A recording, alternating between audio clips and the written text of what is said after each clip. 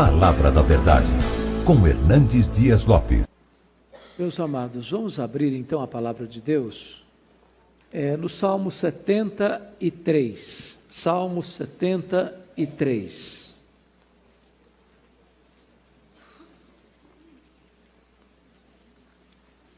Salmo de Asaf.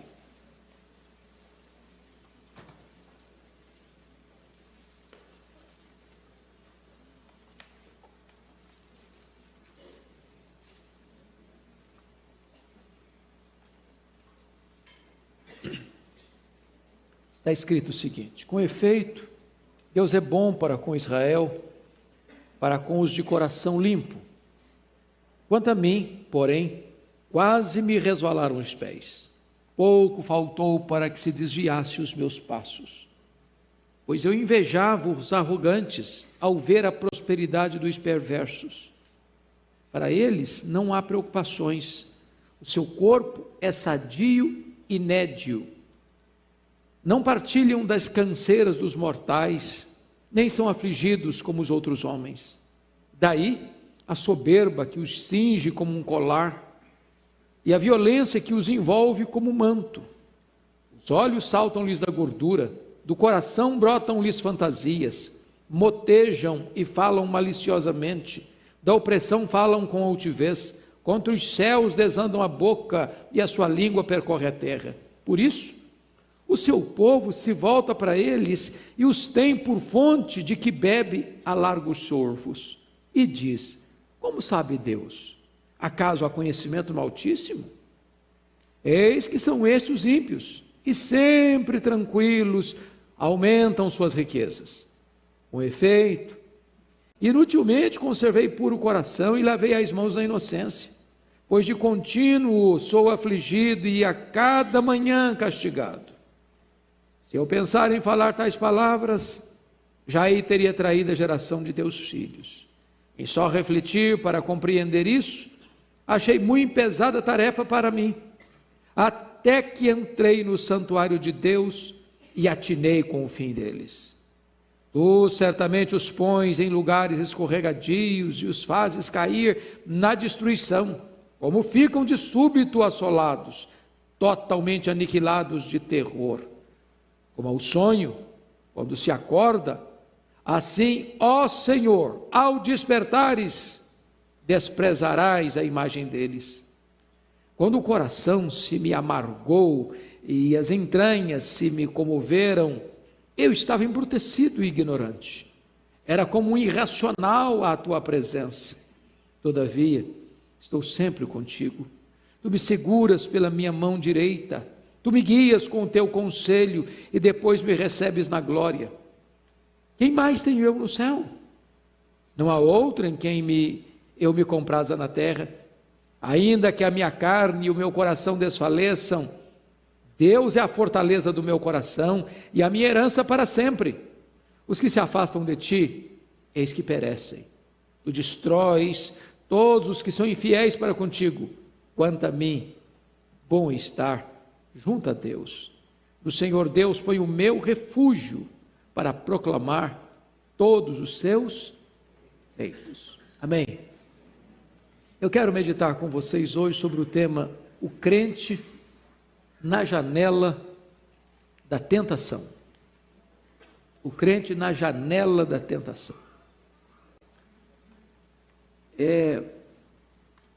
Os crentes, por mais piedosos que sejam e por mais conhecimento que tenham, são susceptíveis a serem tentados.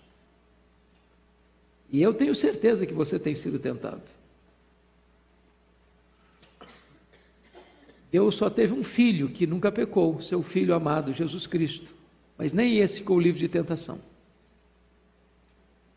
As maiores tentações, entretanto, não vêm de fora, emanam de dentro. Não vêm das circunstâncias, procedem dos sentimentos. E aqui está um homem de Deus, um homem líder na casa de Deus, um homem afeito aos louvores no culto a Deus, que num dado momento da sua vida, chega a compartilhar conosco, passou um momento de grande perigo. Seus pés quase resvalaram.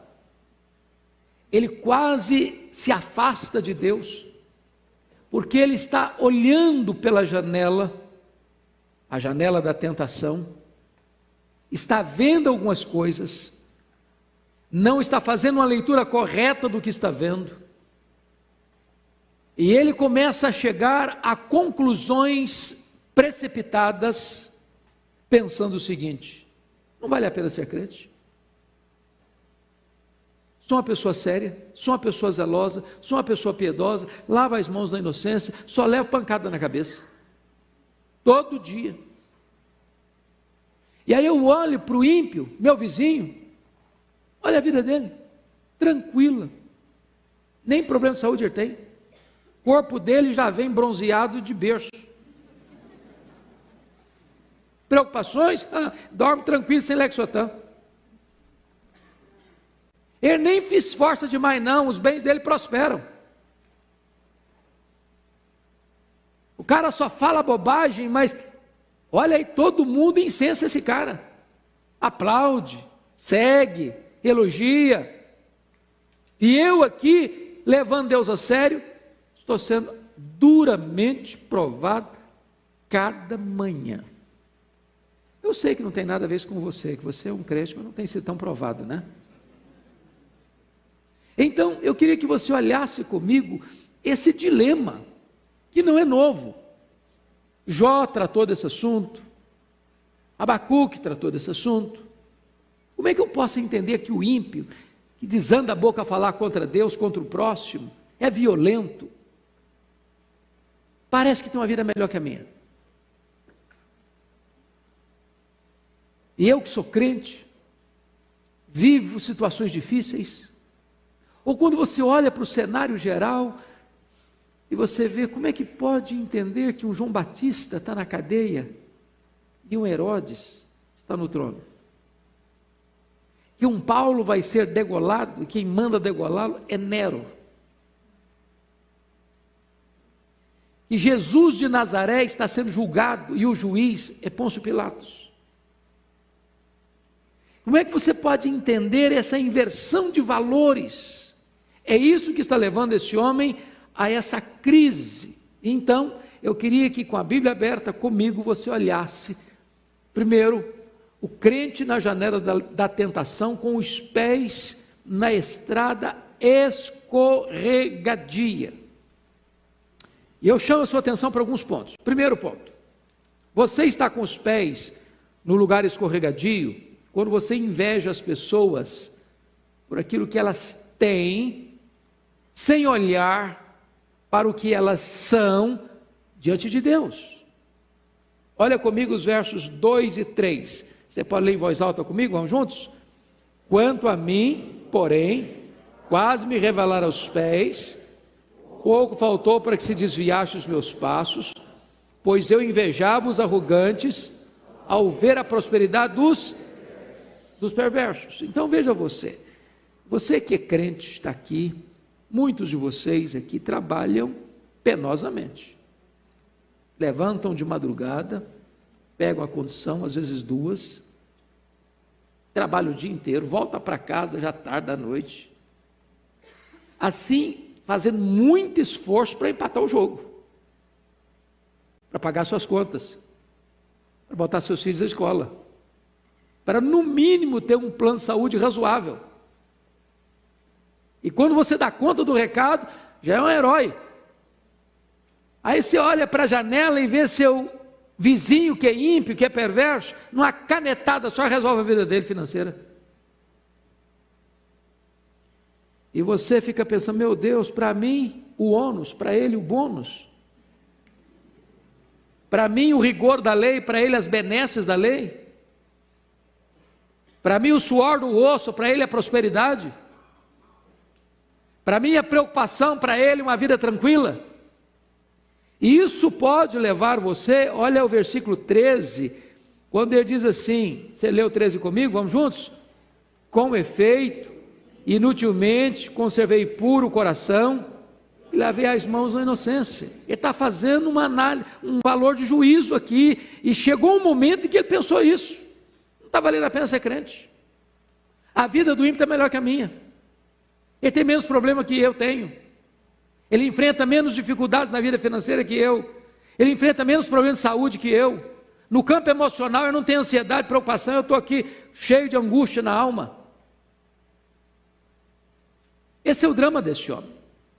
Mas por que ele está assim? Porque na verdade ele só está olhando um lado da moeda.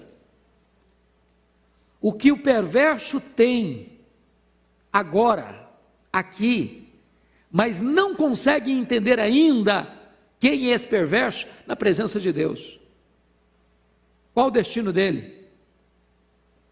Qual a verdadeira herança dele? Na hora mesmo da prova dos 9, como é que vai ficar a vida dele? Então, se você está nessa situação, de fato você está num caminho escorregadio. Segundo lugar, você está com os pés no lugar escorregadio quando olha para a prosperidade do ímpio em contraste com as provações dos justos. Notem comigo 2 versos aí. Vamos dar uma olhadinha, o verso 12 e o verso 14. Vamos ler o 12 primeiro, juntos comigo. Eis que são estes os ímpios, e sempre tranquilos, aumentam suas riquezas. Agora o 14. Pois de contínuo sou afligido, a cada manhã castigado. Então veja você o contraste que ele está fazendo aí. O ímpio prospera. E como é que ele está? Sempre tranquilo. Sempre tranquilo. Enquanto ele está sempre tranquilo, o que está acontecendo? Aumentam as suas riquezas. Quando ele olha isso, quando ele percebe isso, e agora eu vou olhar para ele está olhando para a janela da tentação. Ele olha para o ímpio, olha lá, está vendo? Está tranquilo. Enquanto ele está dormindo sossegado, olha, todo dia a conta bancária desse cara engorda. Todo dia. Aí ele olha para ele no verso 14, o que ele diz? Pois de contínuo sou o quê? Afligido. Olha você no verso 12, que ele diz sempre tranquilos, sempre. Mas eu, de contínuo, afligido. E cada manhã, não é amanhã, hoje, daqui um mês, outra manhã, não. Cada manhã castigado. Presta atenção na ênfase que ele dá. Tanto da tranquilidade do perverso que prospera, quanto das lutas e provas que ele, como crente, como piedoso, está enfrentando. Então, ele olha a qualidade da sua vida e compara a sua vida com a vida do ímpio e leva-o a uma grande crise, uma grande tentação. Terceiro, confira comigo.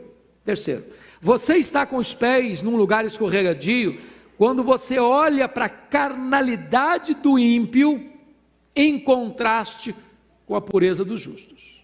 Então confira comigo aí os versos 6 a 10. Vale a pena você olhar aí comigo. Vamos ver aí. Versículo 6. Daí, percebe você que daí é o resultado do que ele está dizendo dos versos 4. Não há preocupações, o seu corpo é sadio e nédio. A palavra nédio significa bronzeado. Não partilha canseiro dos mortais, não são afligidos como os outros homens. Daí, então vamos lá, a soberba que os cinge como um colar. Soberba e depois vem violência, arrogância, altivez, peito estufado, pavão. É violento, ninguém entra no caminho dele que ele arrebenta a pessoa. Versículo 7. Os olhos saltam-lhes da gordura, do coração brotam fantasias. O versículo 7 traz a ideia de viver nababescamente com fanfarronices intérminas. Olha o verso 8. Motejam e falam maliciosamente, da opressão falam com altivez. Ou seja, a boca desse camarada é um esgoto. Ele fala maliciosamente. Agora vejam vocês, da opressão, ele oprime mesmo, ele massacra mesmo, ele leva a vida do outro a se tornar um inferno perto dele mesmo, e ele faz isso, e fala isso com altivez. Altivez. Mas olha o versículo 9. contra os céus desandam a boca, fala contra Deus, blasfema contra Deus, e a sua língua percorre a terra, fala de tudo e de todos. Mas olha o verso 10, leia o 10 comigo. Por isso, o seu povo se volta para eles e os tem por fonte de que bebe a largos soros. É o cara, entendeu? Quando ele escreve um artigo, todo mundo lê. Pode ser a coisa mais esdrúxula, pode ser os valores morais mais terríveis, o povo bate palma. Isso aqui que é uma pessoa maravilhosa. Eu não sei se vocês acompanharam os noticiários aí da Feira do Livro do Rio de Janeiro para cá, mas aquilo que as pessoas chamam de retrocesso medieval, das pessoas que discordam dessas loucuras, parece que se você defende hoje os valores simples de família, você é um ET, você é um retrógrado, você está fora de moda. É curioso isso. Um analista político muito conhecido no Brasil disse que chegaria um tempo em que essa questão da relação homoafetiva, lá atrás, às vezes era um negócio que trazia vergonha, acanhamento. Depois passou a ser tolerado. Depois passou a ser incentivado. Ele diz, eu temo que amanhã vai ser obrigatório. E quando as pessoas defendem essa bandeira, se você diz o contrário, você está mergulhado em densas trevas de ignorância, de atraso, de retrocesso. Mas as pessoas que aplaudem isso, as pessoas bebem a largos sorvos dessas fontes. É isso que ele está dizendo. É isso que ele está dizendo. Em comparação com a carnalidade do ímpio, ele contrasta a pureza dele. Você pode ler o 13 de novo, vamos lá? Com efeito, inutilmente, quando você veio puro o coração, lave as mãos na inocência. Meu coração está sendo puro, lava as mãos na inocência, mas olha aí, eu estou sozinho, estou isolado, ninguém me escuta, ninguém quer me ouvir. Quando eu abro a boca, as pessoas rejeitam o que eu estou falando, mas quando a pessoa fala uma loucura, ela é aplaudida. É isso que está fazendo, essa leitura que ele está fazendo, está levando a um lugar escorregadio.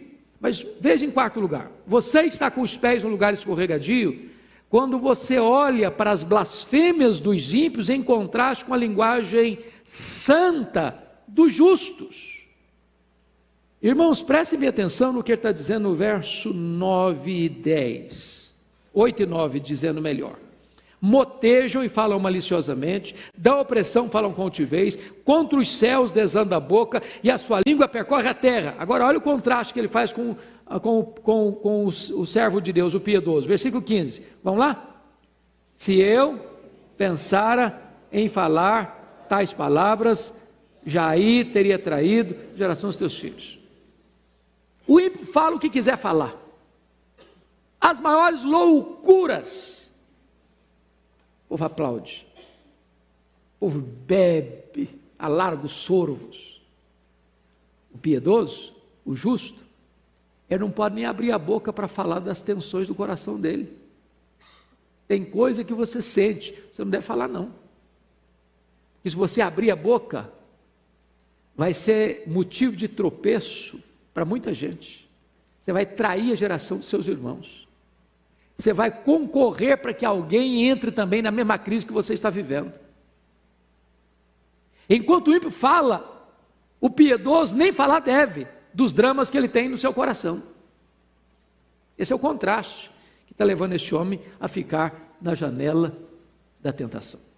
Mas vamos agora olhar o segundo ponto dessa mensagem, que é o crente na casa de Deus, seguro nas mãos do Deus Todo-Poderoso. Então, ele sai dessa janela, desse caminho escorregadio, e ele chega a dizer, preste atenção, no versículo 2, quase me resvalaram os pés, para uma outra realidade, não de pés num caminho escorregadio, mas agora segurado pela mão do Deus Todo-Poderoso. Olha aí, por favor, o que ele vai dizer no versículo 23, todavia estou sempre contigo, tu me seguras pela minha mão direita. Preste atenção, Há um cântico lá da década de 90 que eu gostava muito de cantar. Aliás, década de 90 não, década de 80. 70, 80. Segura na mão de Deus e vai. Quem conhecia essa música aqui? Ah, todo mundo, vocês são mais novos, não são novinhos como eu não. A música é tão gostosa e tão bonita, mas ela tem uma ideia que precisa ser corrigida.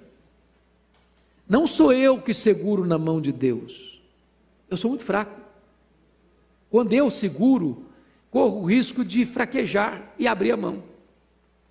Agora o texto está nos dizendo que é Deus quem me segura. É Ele quem me segura. Então ele está contrastando o que ele falou antes de pés quase resvalando para uma outra realidade agora, onde o próprio Deus vem e segura sua mão direita. E ele não larga, porque o verso 24 diz que ele guia você com o seu conselho. E ele conduz você então até onde? Depois me recebes na glória. Então nós agora vamos sair dessa estrada escorregadia da tentação, da janela da tentação, para um local de segurança. Então vamos ver as lições aqui. Primeiro, você está seguro nas mãos de Deus quando você deixa de lado o egoísmo idolátrico para olhar para a vida com os olhos de Deus. Preste atenção. Leia comigo, por favor, versos 15 e 16. Vamos juntos? Se eu pensara em falar tais palavras, Jair teria traído a geração de teus filhos. Em só refletir para compreender isso, achei muito pesada a tarefa para mim. Então preste atenção numa coisa aqui. Tudo começa na cura, na restauração de Asaf, quando ele refreia a sua língua.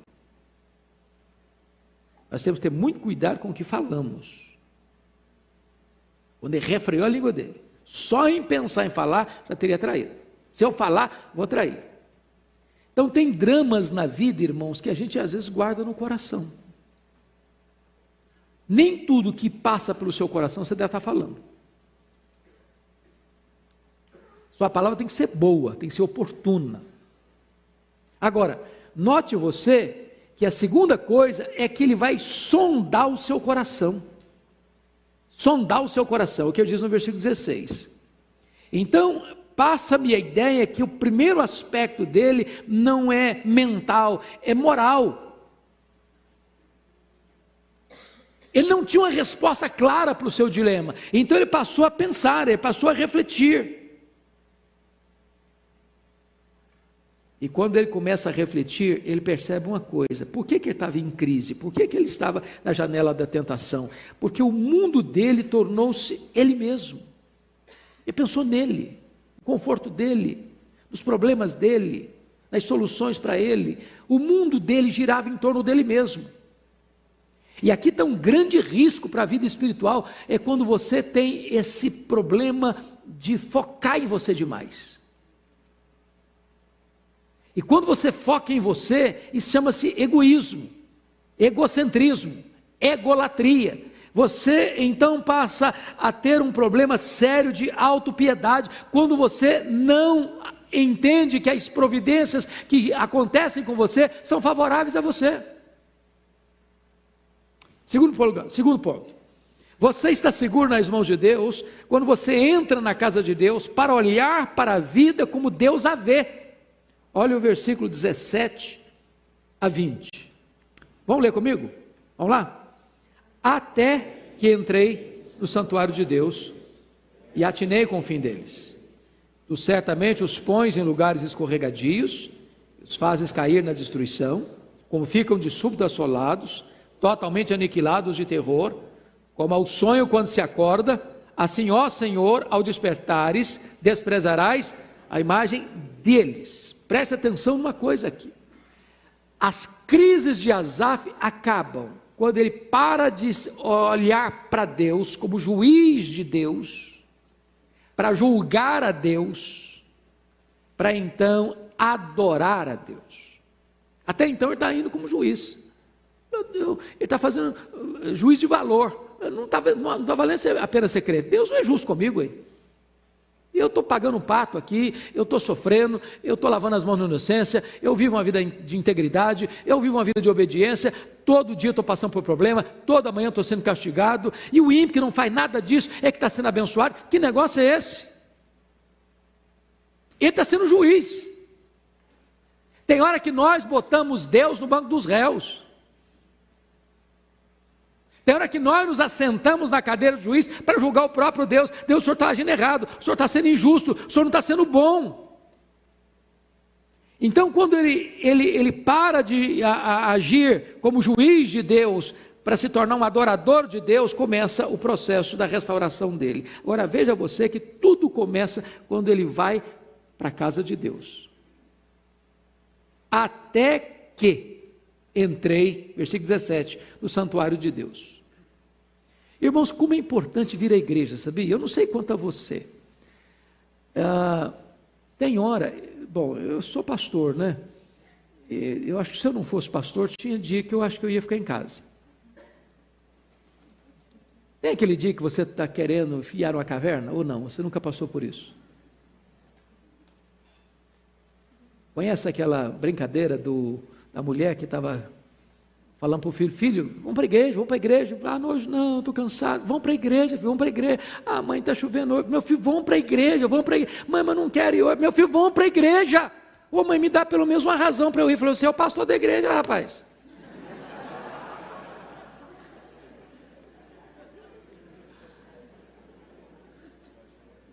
Agora, preste atenção.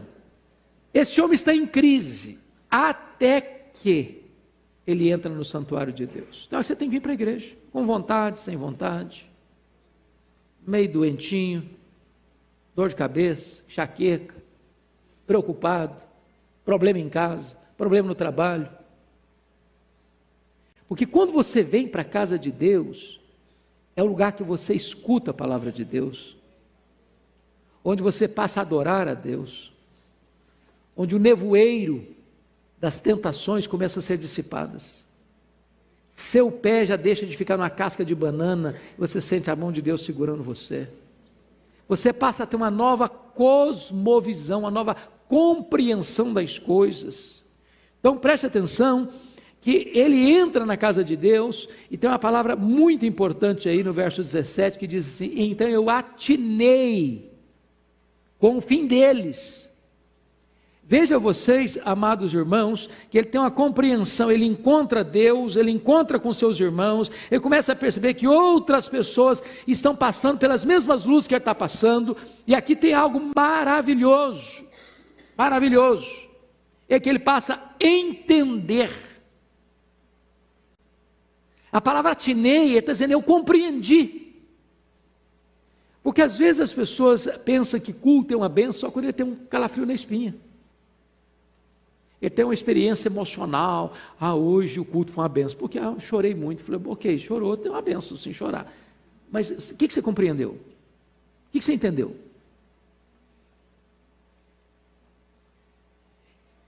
Preste atenção, irmãos.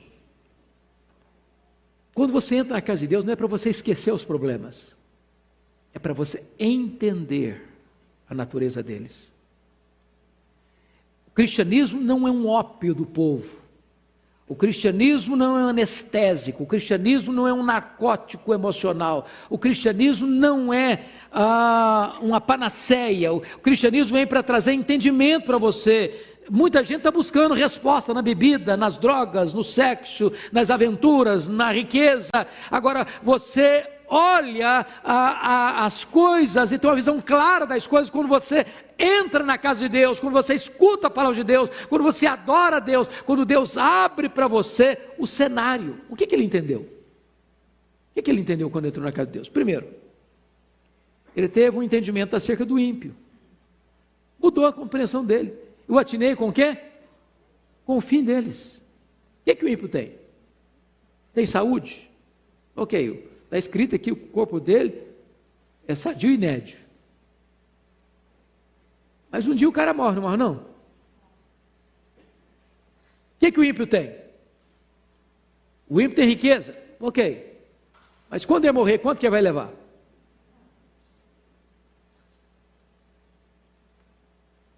É igual o menino que chegou para o pastor e disse: pastor, quando eu crescer, eu quero ser igual meu avô. Meu avô morreu muito rico. Eu falei: meu filho, então você não devia ser igual ao seu avô não, porque morreu pobre. Ninguém morre rico. Não tem gaveta em caixão. Não tem caminhão de mudança em enterro. Você não leva um centavo. Atinei com o fim deles.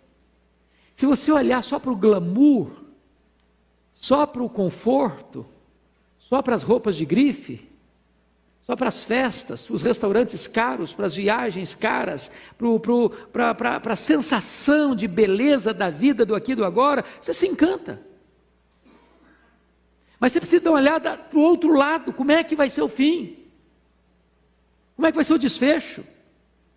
E ele começa a perceber que o ímpio, ele na verdade, ele não está com essa bola toda não. E agora preste atenção no que ele vai dizer aí. Por favor, note comigo, versículo 18. Você pode ler comigo?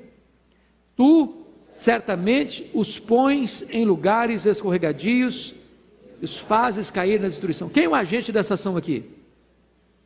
Deus. Ele começa a compreender algo tremendo. É que o ímpio, quando está lá no topo, é o próprio Deus que o bota num lugar alto para ele escorregar. E quando ele escorregar, ele vai cair aonde? Na destruição. Então preste atenção nisso, que Deus exerce o seu juízo até nisso. Para que o ímpio entenda que a destruição dele vai ser repentina. Na linguagem de Daniel 12:2, os ímpios vão despertar para vergonha e horror eterno. E na palavra de Jesus vai ser: apartai-vos de mim, nunca vos conheci. Mas o que ele vai atinar, o que ele vai compreender quando ele entra na casa de Deus? Olha comigo, que ele vai ter uma compreensão de Deus. Porque ele chegou a questionar Deus no versículo 13. Com efeito, inutilmente conservei o coração puro e lavei as mãos da inocência. Mas ele vai compreender primeiro o poder de Deus no versículo 18. Tu certamente os pões, é Deus quem põe em lugares escorregadios, é Deus quem faz o ímpio cair na destruição. Mas ele vai compreender outra coisa, a justiça de Deus no verso 19. Como ficam de súbito assolados, totalmente aniquilados de terror. Como é que vivia o ímpio antes? Preste atenção. Preste atenção. Como é que ele vivia? Olha aí, versículo de número 6, ele fala com soberba, ele é violento, ele fala mal, ele desanda a boca contra Deus, a língua dele percorre a terra. Ele faz o quê? Ele não teme nada, porque olha a afronta que ele faz com Deus no versículo 11, e diz: como sabe Deus? Acaso há conhecimento no Altíssimo? Então ele está afrontando Deus, ele zomba de Deus, ele blasfema de Deus, ele fala de Deus, ele zomba da igreja, ele zomba da religião, ele zomba da fé, ele zomba do cristianismo, ele zomba dos valores morais.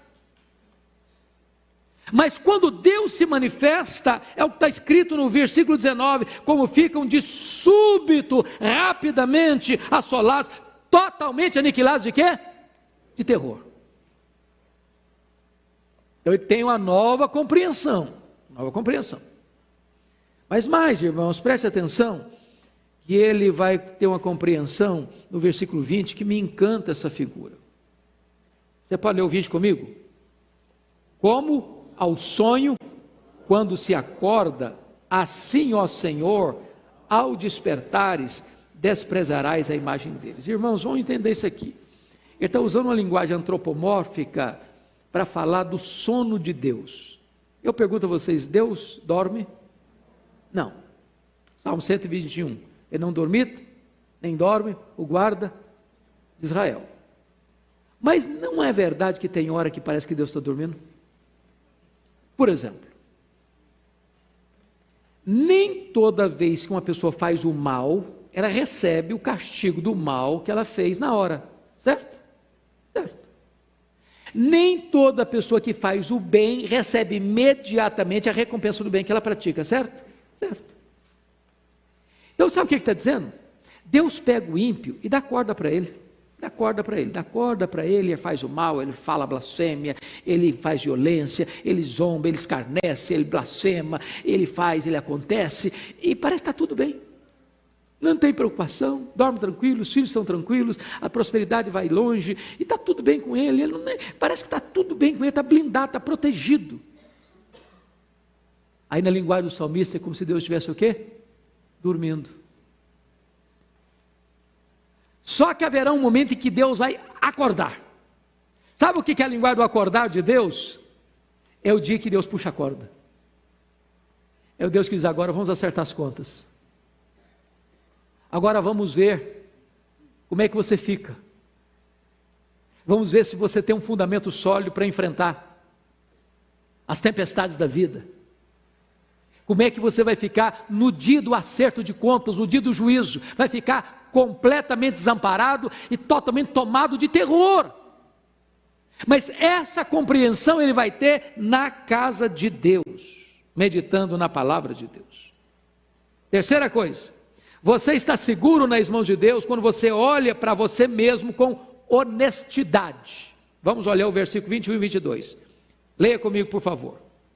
Quando o coração se me amargou e as entranhas se me comoveram, eu estava embrutecido e ignorante, era como um irracional à tua presença. Então vamos entender uma coisa aqui. Quando Asaf para refletir um pouco melhor, sabe qual era o problema dele? Não era o ímpio, o problema dele era ele mesmo. O problema dele era, na verdade, seus sentimentos e não as circunstâncias.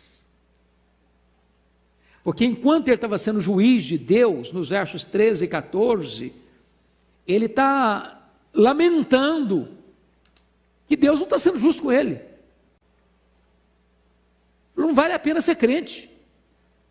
Mas aí, quando ele para fazer uma autoanálise, quando ele examina o seu próprio coração, quando ele para entender as coisas na perspectiva de Deus, é isso que vai confessar aqui nos versos 21 e 22. Quando meu coração se me amargou e as entranhas se me comoveram, eu estava embrutecido, era um asnático, ignorante, um irracional à tua presença. Irmãos amados, vamos pensar nisso aqui. Eu acho que muitas vezes nós somos o nosso maior problema.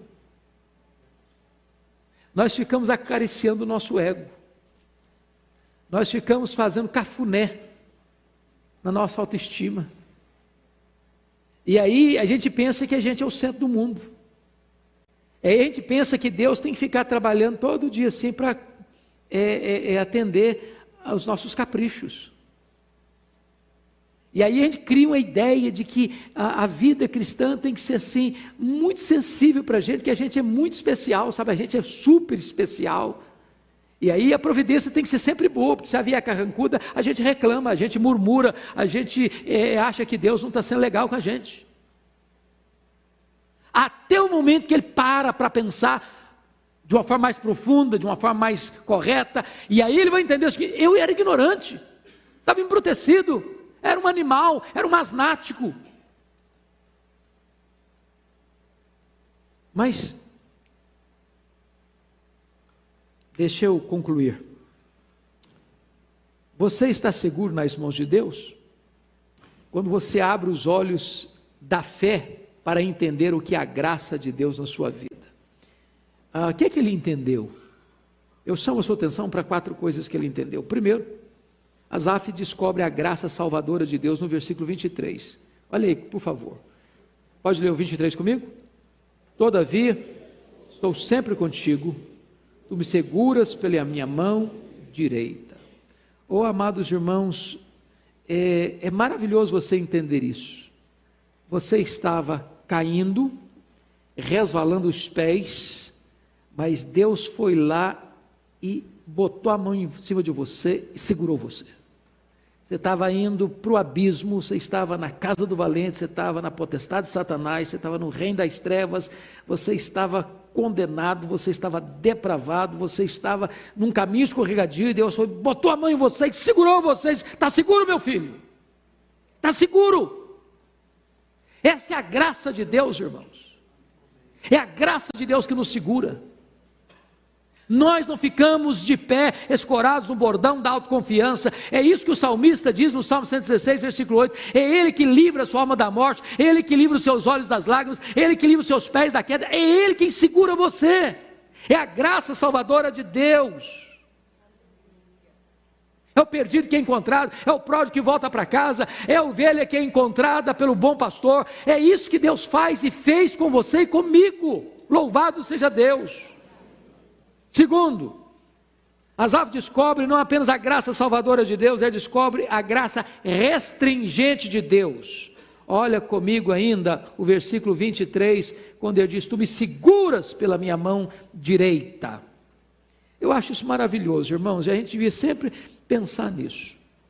Quando você sair de casa todo dia, dizer: segura firme na minha mão.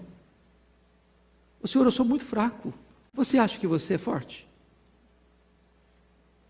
Você tem capacidade em você mesmo de resistir às tentações? Não tem maior perigo para você e para mim, meu irmão, de que você achar que você é forte. Você é capaz. Quando Pedro pensou que ele era melhor que seus colegas, ele caiu.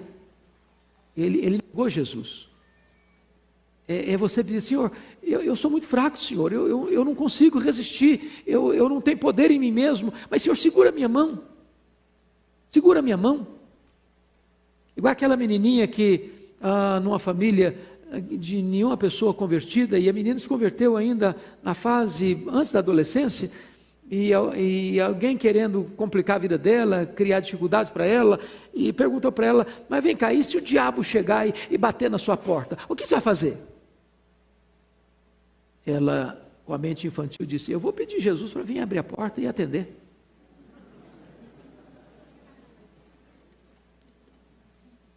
Eu não tenho forças, mas Ele tem. Eu não consigo ficar de pé, mas Ele me segura. Essa é a grande bênção da graça restringidora de Deus. Ele segura a gente, Ele protege a gente. Terceiro, a graça, ele compreende a graça sustentadora de Deus no versículo 24. Você pode, por favor, ler comigo?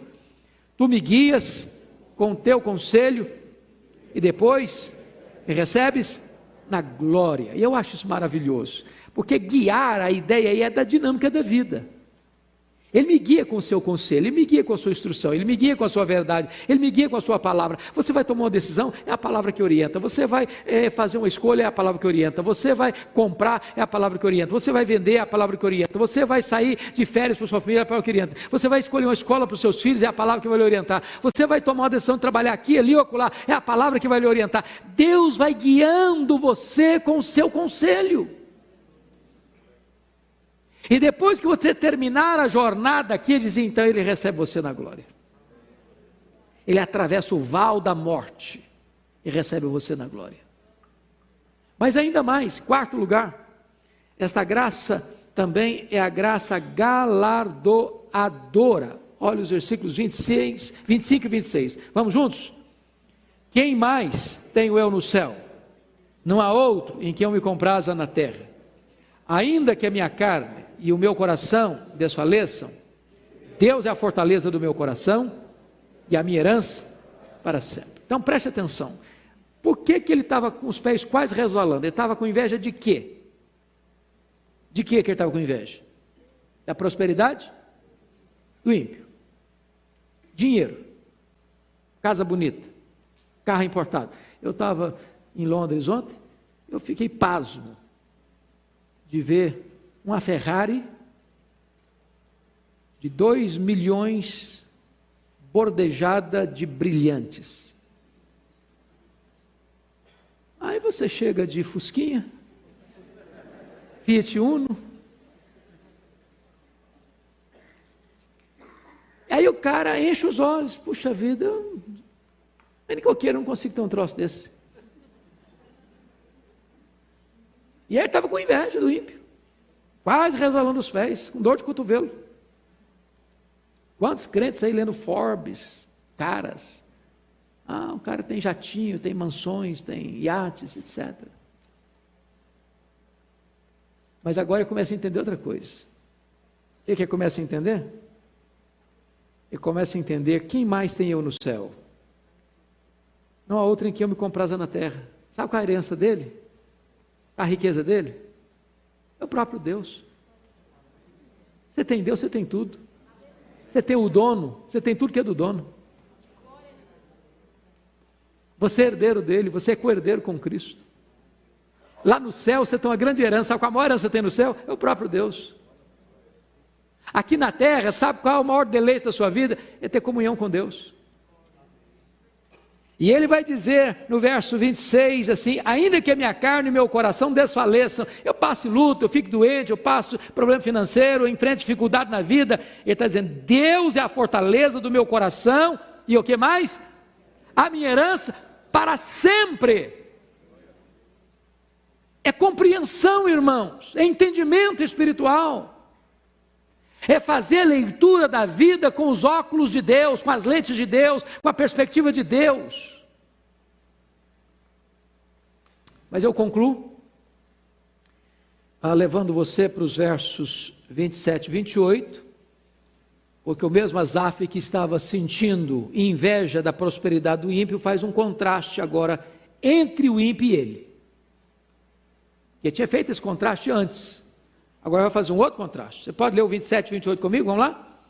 Os que se afastam de ti, eles perecem. Tu destróis todos os que são infiéis para contigo. Quanto a mim, bom é estar junto a Deus. No Senhor Deus ponho o meu refúgio para proclamar todos os seus feitos. Lá atrás, ele havia dito no verso 15 assim: se eu pensar em falar tais palavras, já aí teria traído a geração dos teus filhos. Se o seu coração está cogitando coisa ruim, não abra a boca não. Não faça da sua língua um laço para as pessoas. Mas se você tem uma boa compreensão das coisas de Deus, verso 28, você podia fazer outra coisa.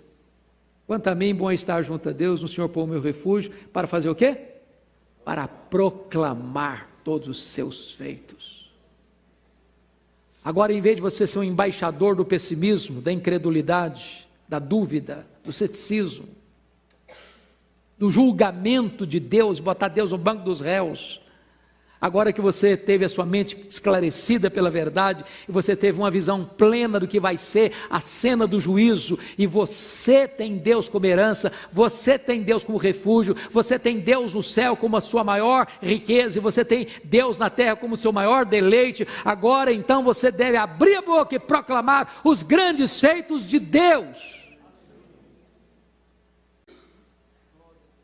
Asaf começa pelo fim.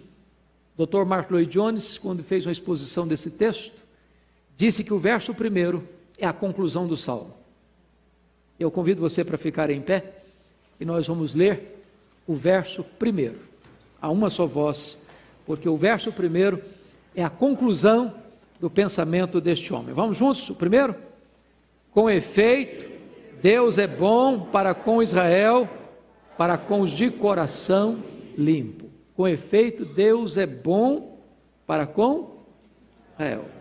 Deus é bom com a igreja. Deus é bom com a sua família. Deus é bom com você. Vamos orar. Receba a nossa gratidão, Deus, pelo privilégio de nos reunirmos nesta noite em Tua casa, para estudarmos a Tua palavra. Ela é a verdade, ela é preciosa, ela é rica, ela é para nós pão para nossa fome, ela é água para nossa sede, ela é mel para os nossos lábios, ela é mais preciosa do que muito ouro depurado, louvado seja o teu nome. Ajuda-nos a compreender a tua palavra, ajuda-nos, Deus, a nunca nos afastarmos da tua casa, mas na tua casa encontrarmos o entendimento que emana das Escrituras, para entendermos quem és tu, quem somos nós, quem são os ímpios, e assim nos deleitarmos em ti e vivermos para o louvor da tua glória.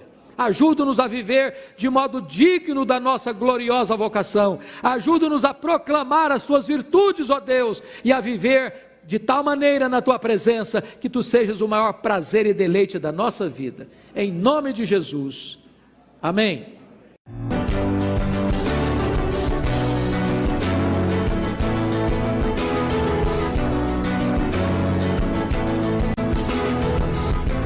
Palavra da Verdade, com Hernandes Dias Lopes.